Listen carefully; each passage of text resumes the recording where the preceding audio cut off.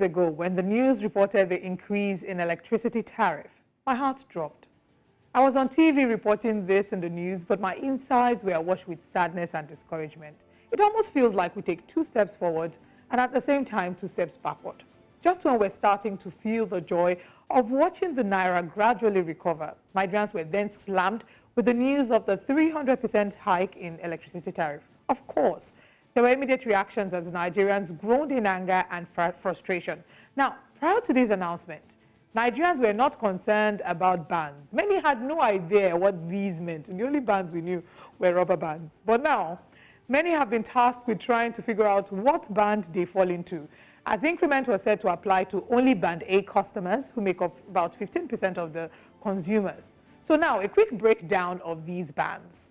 Band A customers are those who have at least 20 hours per. Their tariff was increased from 68 naira to 225 per kilowatt hour. That's 225 naira per kilowatt hour. Now, we also have Band B customers, who are those that have at least 16 hours per. Band C, at least 12 hours per. Band D, 8 hours per. Band E, 4 hours per.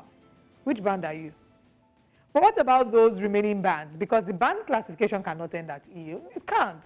What band will those who have power once in 2 days fall into? What of those who have power once in a week? And no, I'm not exaggerating.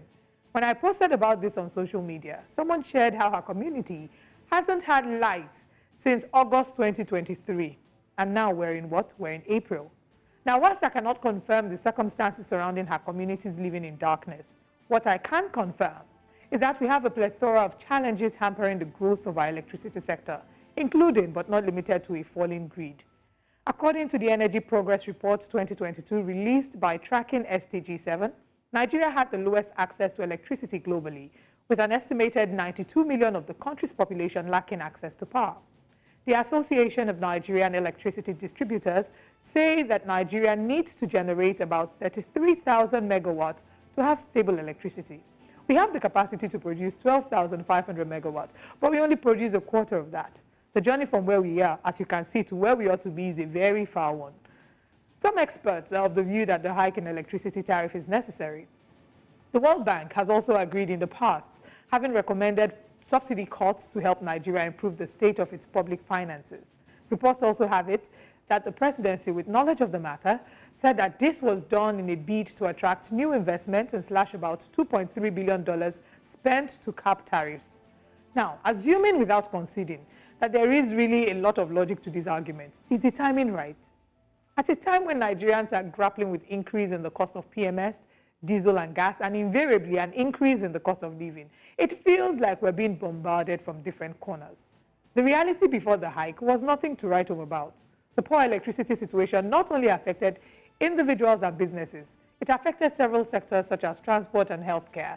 The transport sector has complained about low turnout of motorists, even as there has been a rise in the cost of traveling inter and intrastate. SMEs, they have had to factor the cost of electricity and fuel into their goods and services. And who bears the brunt of this? The consumers. Hospitals, they rely on electricity to supply power, to be able to power their life-saving equipment. Without it, lives are put at risk. But we hear of people at hospitals that have to do surgery with torchlight and light going off in the middle of surgery. How can we expect to thrive as a nation when our healthcare system is hindered by something as basic as access to electricity? Some Nigerians have started to explore alternative energy solutions, and I'm one of them. The estimates I have gotten are within the millions for inverters. Renewable energy is now the way to go, but how many can afford it? So no electricity for the common man. Now, back to this Band A conversation. Now that they are mandated to bear the burden of this hike, is there a guarantee that they will get at least 20 hours every day of uninterrupted power supply?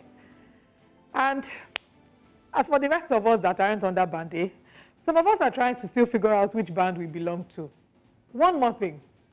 Renewable energy companies, those people selling solar, inverter, please have mercy on us.